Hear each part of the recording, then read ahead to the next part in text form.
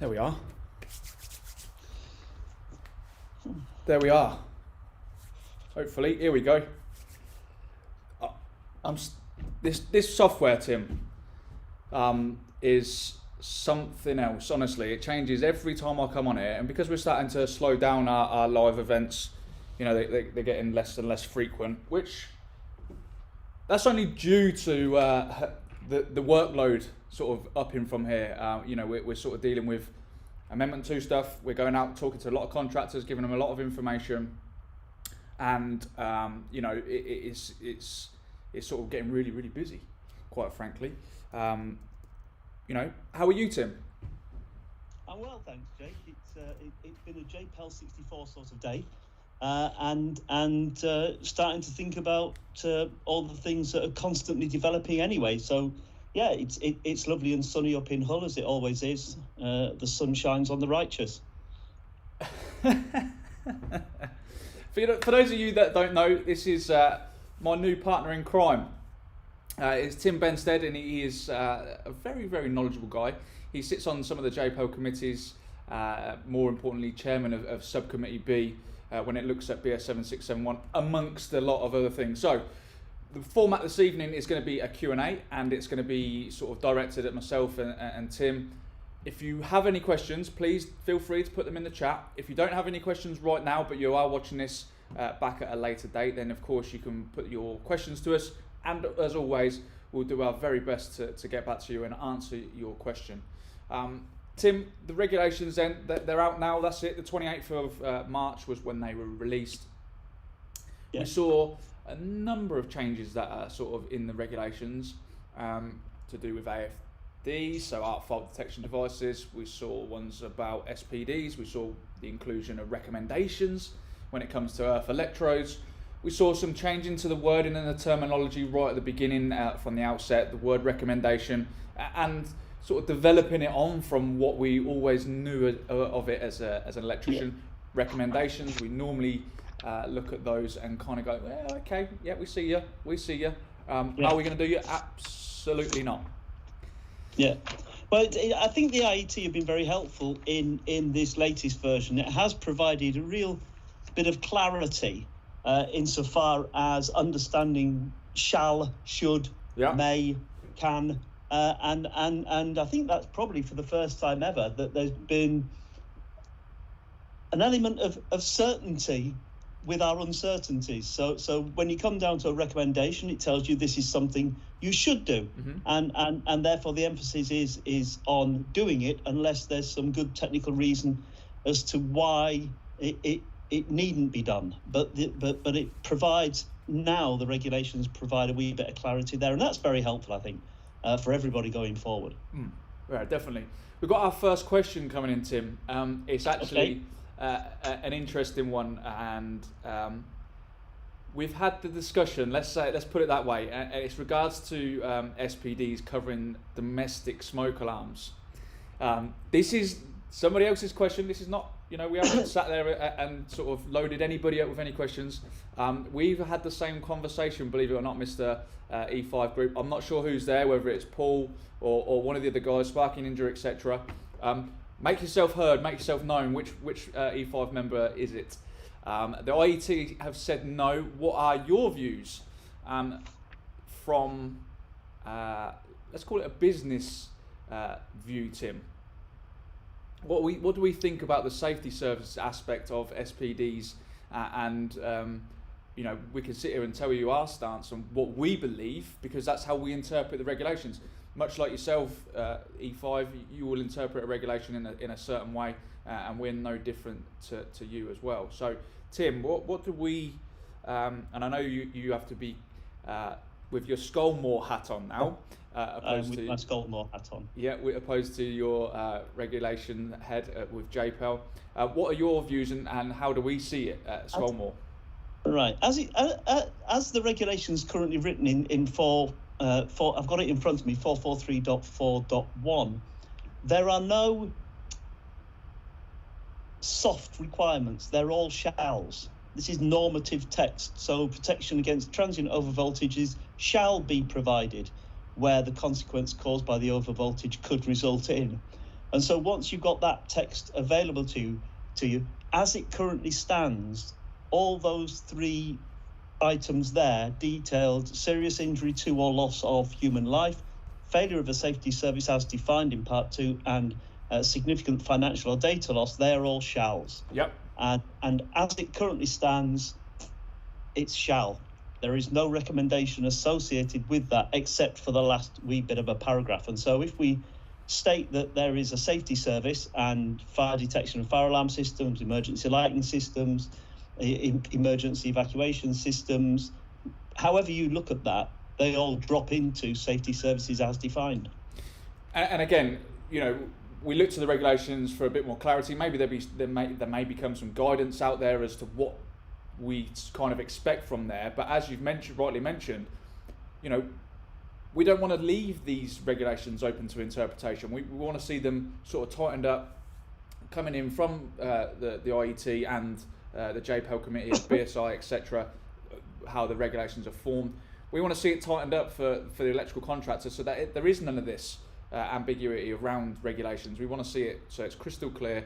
This is what you've got to do. And if they didn't mean it, the IET, as they've said no about safety services, then there should have been some guidance and some clarity, maybe even via a note of some description to suggest that it's not the inclusion covering domestic smoke detectors. But that's just our opinions. I mean, I think we have to be careful blaming the IET for everything. The reality is the various committees are made up of a wide range of people with a wide range of skills and experience and understanding. And whilst this doesn't sit under my committee that I'm responsible for, I'm sure that all of the issues that people are highlighting will have been debated fully. And so the text is as the text is. But when you read the text as it's intended to be read now, it's a shall. It is normative text. It is not a recommendation with a should. It doesn't allow for over interpretation. Great stuff then. Moving on then, thank you for the question, Stuart. We really do appreciate you jumping in with us this evening. We know that there's probably some football going on.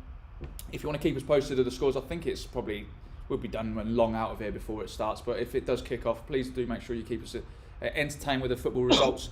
The question then, Tim, is at present we are permitted to add a new circuit into a plastic consumer unit. Going forward, if we are adding a new circuit, will we have to add an SPD if there isn't one? The answer is it depends, I think, Jake, doesn't it? Don't sit on the fence with me. Don't sit on the fence. I always like a depends, particularly where a recommendation exists, and there is the depends, because the rest of the text says for all of the cases, protection against transient overvoltage shall be provided unless the owner of the installation declares it is not required due to any loss or damage being tolerable, and so on. And so that in all likelihood would drop into that area. And so as a contractor, doing your design, talking to your client, you're going to come with a view, and you're going to provide them with details about costings and so on and so forth. And of course, the SPD isn't particularly necessarily required for the whole of the installation. If you're only amending one circuit, adding one circuit, then it perhaps looks purely at that one on its own, if necessary. But it is a depends. It is a depends. So Stuart, we've tried to add a little bit of clarity there. It is a depends. We really need to understand the rest of the system and what's going on there. Can you protect just that one circuit that you're adding into? I think the plastic consumer unit's kind of sort of throwing him, if I'm being honest. But having said that, some of the other questions that are coming in around fault detection devices then, Tim, that is the big talk that's happening out there. Some of the questions that we're seeing out on the road, just to maybe prompt you a little bit to the way that you're thinking as the viewer.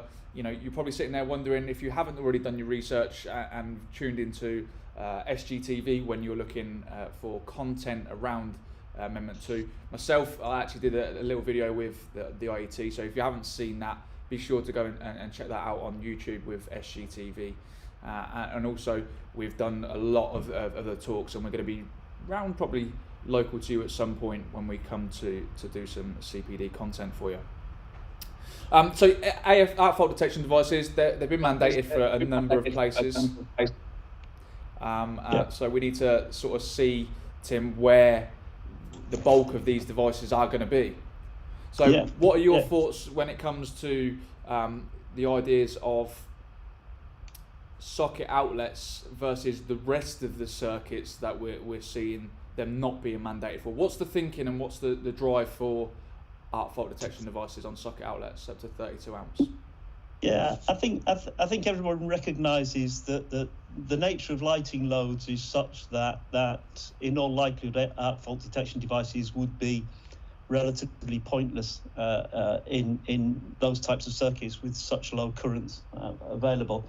But when we then come to look at socket outlet or circuit supplying socket outlets, you've increased risk. Inherently, you are never certain about who's plugging what in and over what sort of time period. And so circuit supplying socket outlets is a very reasonable limitation for where we currently stand. And the four indents or the 4 bullet points that we have here are all areas where there is increased risk. So the increased risk then, Tim, it's interesting, and we've had a lot of debate, probably more than we actually needed to, when it comes to this.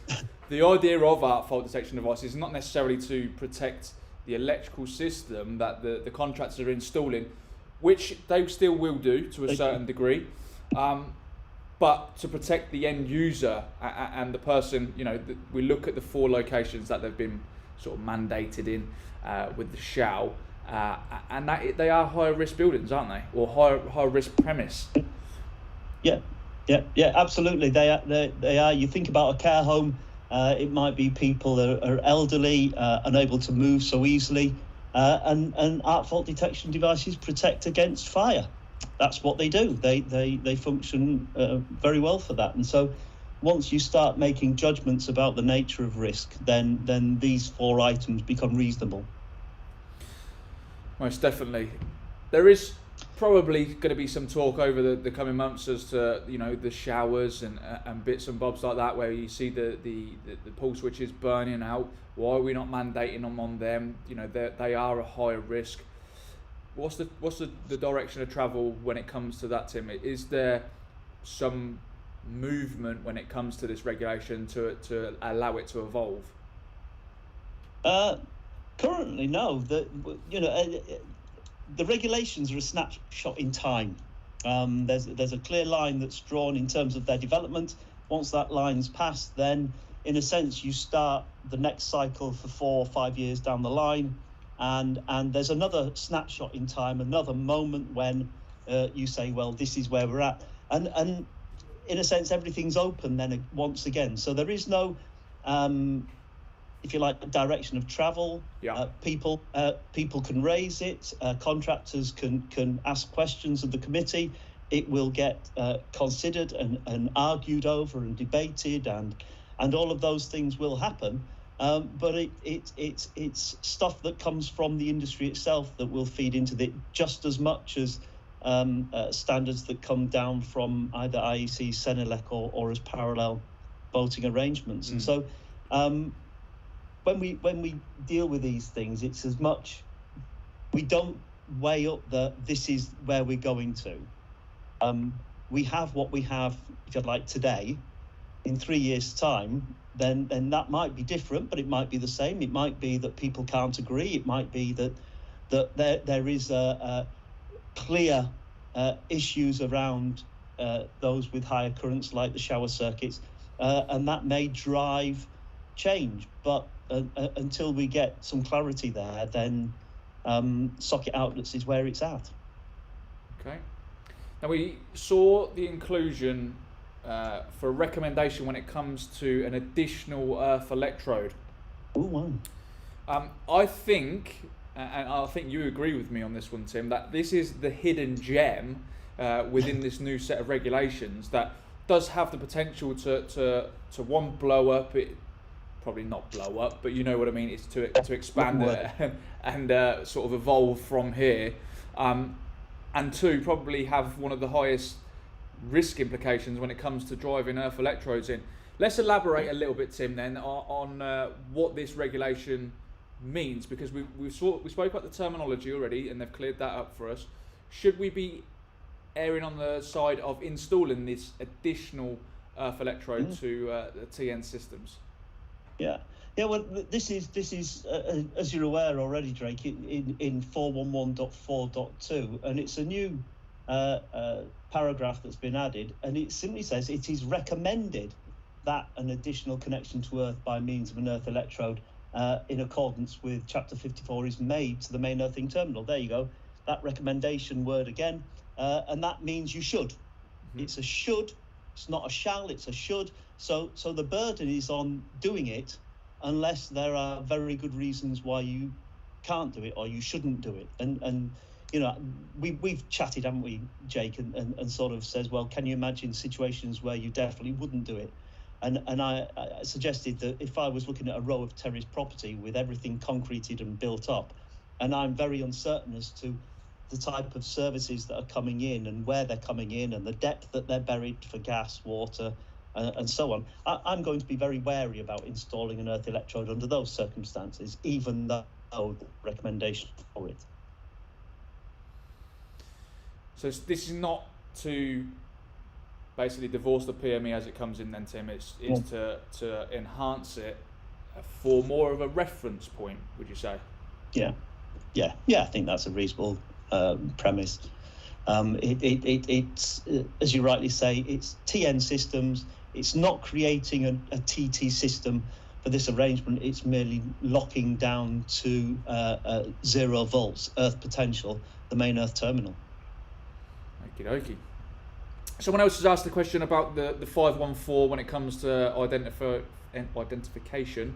When we look at labels that are being put on domestic consumer units, they're asking, does that mean then, Tim, that we don't have to label up our protective devices with what they serve, so that there doesn't need to be any labels effectively on a domestic consumer unit?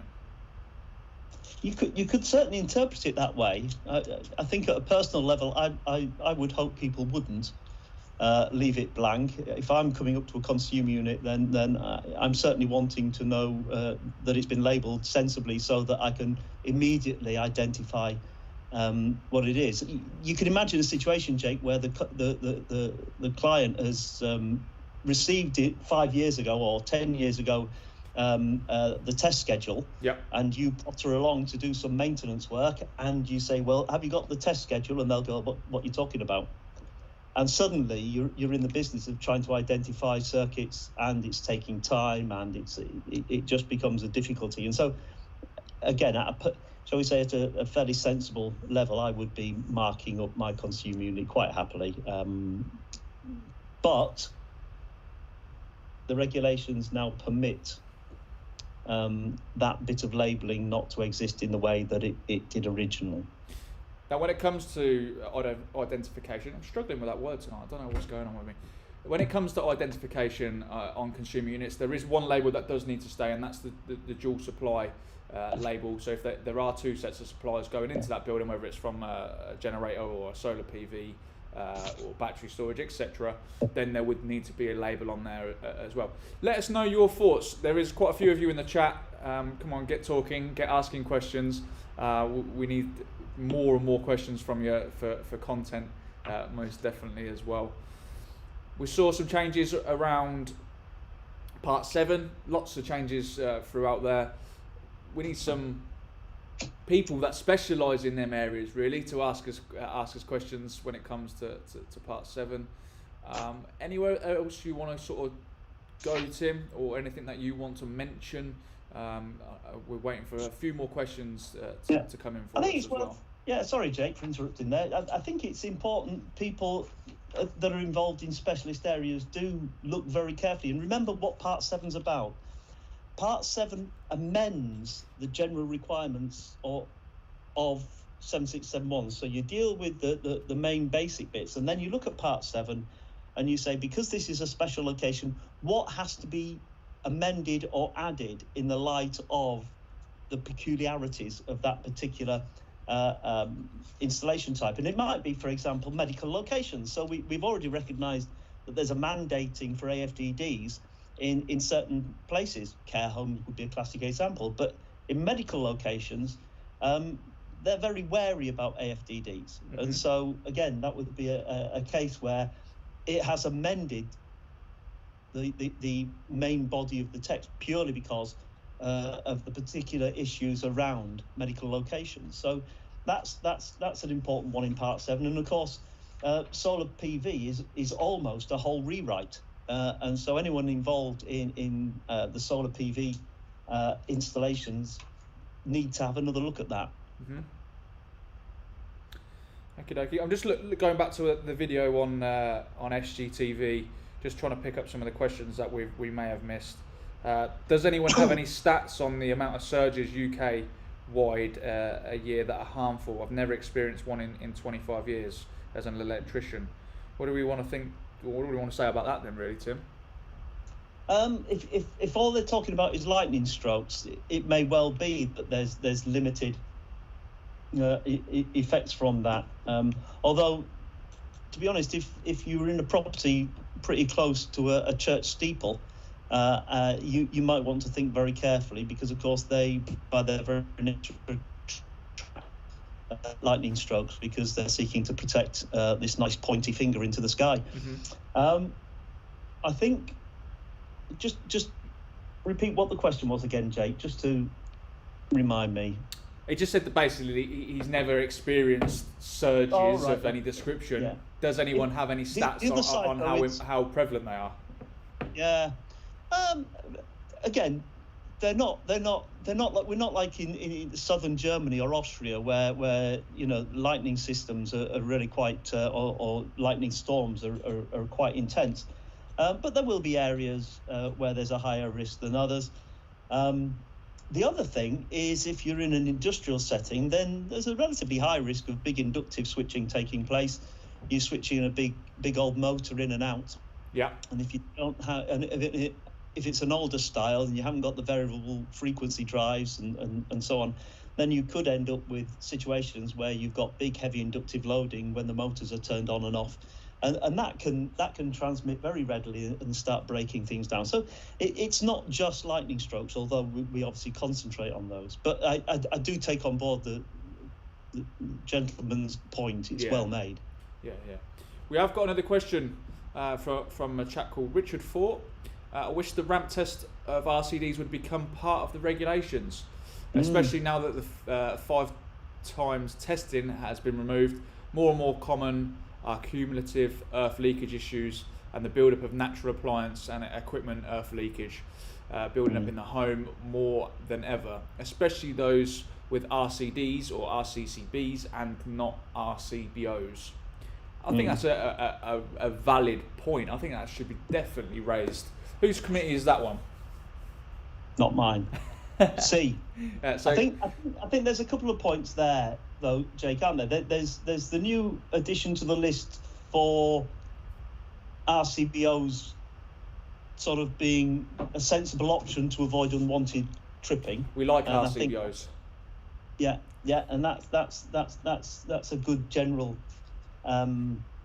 sort of thing. The ramp test is a great test for fault finding or checking the functionality of an RCD of whatever type.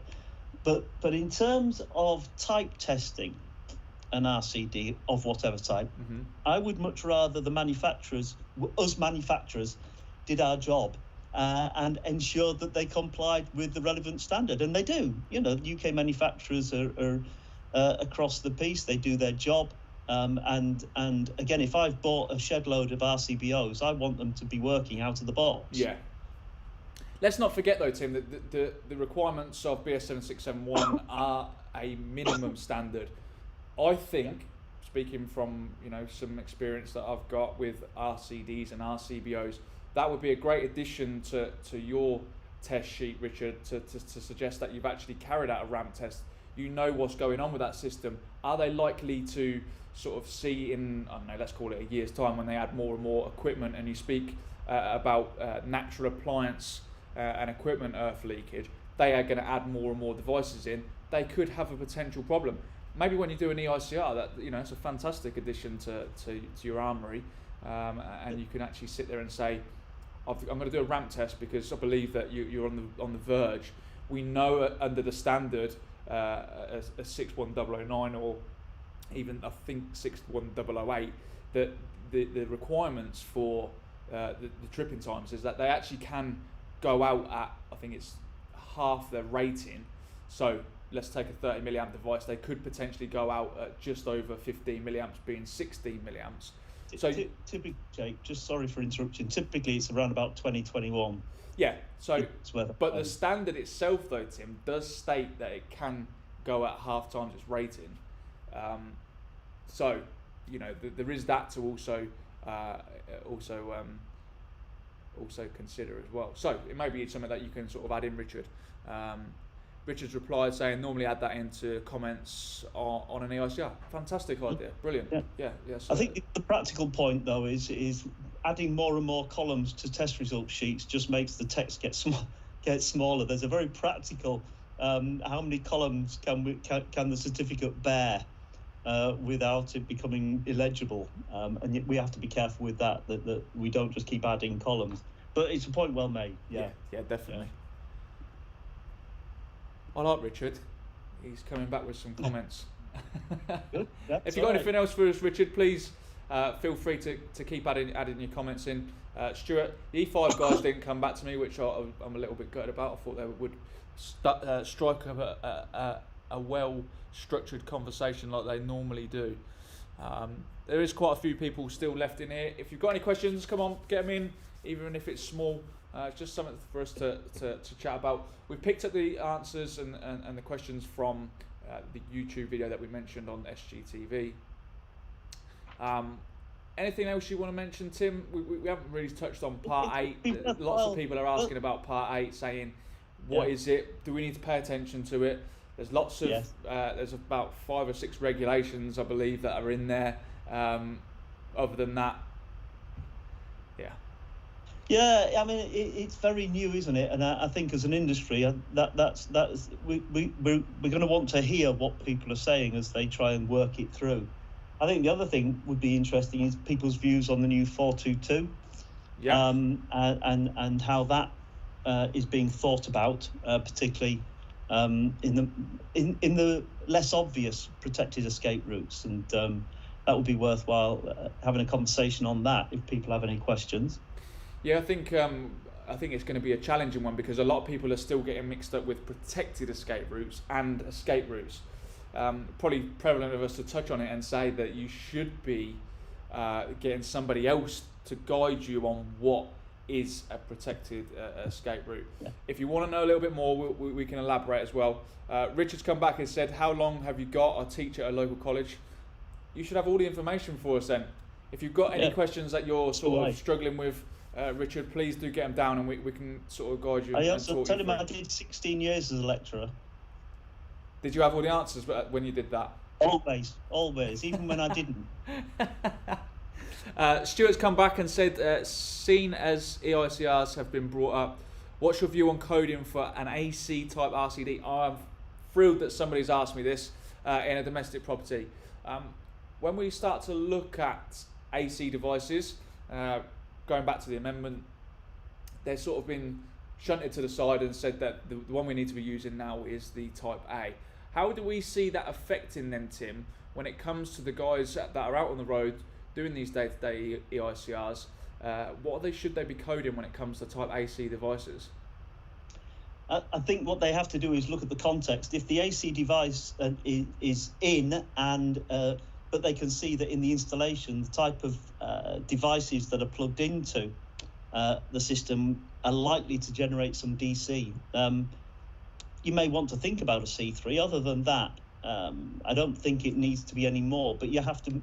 I think you would need to want to note it for consideration. Interestingly, it might be worthwhile was it Richard's earlier point about doing the ramp test and having a look at seeing how it's functioning would be a good way of determining whether, rather than just looking at it, actually see what the test numbers are saying. That's a very good point. I guess as a contractor though, they're sitting there and going, right, you're making this change and saying that we can't use these AC devices because of this DC that's sitting there. We're being told as contractors that they have an impact on AC devices. This DC has an impact. Yet we're saying that actually, but it's not good enough to put a C2 there because it's not dangerous. I think a lot of people will be thinking that. Yeah. As I recognise it may be unsatisfactory, the answer is it depends. Keeps coming up. Things aren't black and white, as you've already talked about. If you've got for a 30 milliamp device, if you've got a current of about 20 milliamps, it's likely that an RCD would operate before it hits its 30 milliamp. Would it be at 18 milliamp, 19, 20? We're suddenly into it depends. You with me? And so once we get into those it depends, then you have to make a better judgment, and that's when test instruments become incredibly useful, because context is everything. It might be that they're functioning quite happily, and they function quite happily in 50% of the cases. However, in 50% of the cases, they don't, and therein lies the problem. It can't be guaranteed that they will operate, but that's not to say they're all inherently unsafe. Test it. Test is good. Yeah. Well, again, in one hand, we're saying don't test because we need to rely on the standard. I'm just playing devil's advocate now. I'm just toying. You put it off. Yeah. I think we know, because this is a historical issue, isn't it? We AC was the norm, and it's only as we've got ever more electronic equipment, then it becomes an issue. So Stuart's followed on and he said, well, in that situation, then a vacant, empty property with nothing plugged in, it will never get a C3 or C2. But as soon as someone moves in, then there could be that potential there. Yeah, it wouldn't be I wouldn't mark that as anything. If I was uncertain about the thing, there's nothing wrong with them. Because in the end, there's no DC component. Would we note it? I don't know whether I would. They are listed in 7671 as a permitted device. Yeah. I mean, let's stay sort of tuned into what best practice guide number 4 is doing. That will give us clear guidance as to what they're actually looking to achieve. And again, if you haven't got that document, you can go to Electrical Safety First, professional resources. And then down to best practice guides, and then you can download them to your heart's content as well, which they're a great document and they're industry standard as well. Stuart's coming back for some more, and he said, problem I see with testing, if the RCD trips within the times, etc., is an appliance, let me just try and read it, I think I need glasses, is an appliance, an appliance will naturally behave differently over the course of its cycle. So say it's 3 hours for a washer, so it really is impossible to test if that appliance will blind the RCD. You could work on an hourly rate. I think that'd be a fantastic idea. Stay there for 3 hours. But then I suppose in that context, you've moved into, you've gained a bit of knowledge prior to that, because you would look at your washing machine and you would assume you would know its age, and therefore that the level of electronics that exist in it, and you could make a reasonable assumption about the nature of that device and say, well, actually, in this instance, there will be some significant DC component, and therefore I'm going to note this. Yeah. But if something's not plugged in, or it's a very old machine and it's just a motor with very limited sort of analog arrangements, then what's the problem? Context is everything for the judgments that you make. Yeah. Richard's come back again. He's saying that he still contracts and he had a call up tonight and had the possible issue of cumulative leakage issues or possible equipment issue with the old ACR CD, too many acronyms, with random tripping occurring. Yeah, absolutely. Yeah, and then he's followed it on saying that fridge freezers are the worst, with the components and the compressors kicking in and out causing nuisance tripping. Again, perfect example, should I say, of where you want to use a ramp tester and see where that tripping point is for your device. Maybe a case that we know as manufacturers here at Skolmore that you know, RCDs, Tim, tend to you know, we want to stop testing them because of maybe the need that there isn't that requirement to test them. The more and more you test them, could it have a negative impact on the device overall, the lifespan of that device? Yeah, I don't think so. I'm not aware of any impact. Like I say, the test regime in the standard for whether it be RCBOs or RCDs is robust and well proven. No, I mean, in terms of the components, they should last quite happily for whatever lifetime you expect them to last. Jordan Lee's having a bit of fun here. He's saying, I think the saying, maybe the best way of testing is putting a rich tea biscuit in there, and if it goes soggy and drops off, try a bourbon. Yeah. Well, we all know that a rich tea biscuit is going to go soggy. Yeah. As you well know, and an experienced drinker of tea with rich tea biscuits would already know that. Exactly. Yeah. So we wouldn't even attempt any more than a 5-second dunk on a rich tea biscuit. Yeah. Is there any more questions? If you've got any final questions for us, get them in real quick. We will pick up some of these if there is some at a later date and you're watching it back either on YouTube or Facebook or even Twitter. If you do want to still put your questions in, then of course we'll get them to you as well. Last one then, great answers guys. Majority of my work is in rentals. I've already had one discussion with a landlord about a new washer potentially blind in the AC RCD, resulting in an unsatisfactory EICR. Landlord's reply was he will ensure tenant unplugs it and buys an old one so I can pass the EICR. Yeah. You know. Yeah. I think he's missing the point here that it's, you know, we're sort of trying to upgrade the systems and not keep them in the state that they're in. But hey ho. And it might be, don't forget that for something supplying a washing machine, you may need a type F or even a B for the frequencies that you're dealing with. Yeah. An A might not be good enough. Yeah. So, rightio then, let's wrap it up for this evening. Thank you all for attending tonight. We really do appreciate your time. Hopefully we'll see you again. We'll try and get these a bit more regular. We may go back to an old format where we do a pre-record and then we'll pick up the questions off of the back of that. We will see. They are time consuming. I'm at the office at the moment. I've now got to travel home as well. So, you know, and Tim's already at his house with his feet up and about to make himself a nice cup of tea, and I'm sure he won't be dunking in his rich tea biscuits. No. So thanks again. We'll see you again soon. Stay safe. Yeah. Don't forget, if you want to look at the back of the Amendment 2 content that I did with the IET, be sure to go to SGTV, like, subscribe and share it if you feel free or fit to do so. We do appreciate it, and let's get the message out there that the Amendment 2 is out there, and like I said, we'll look forward to seeing you again soon. Thank you. Bye.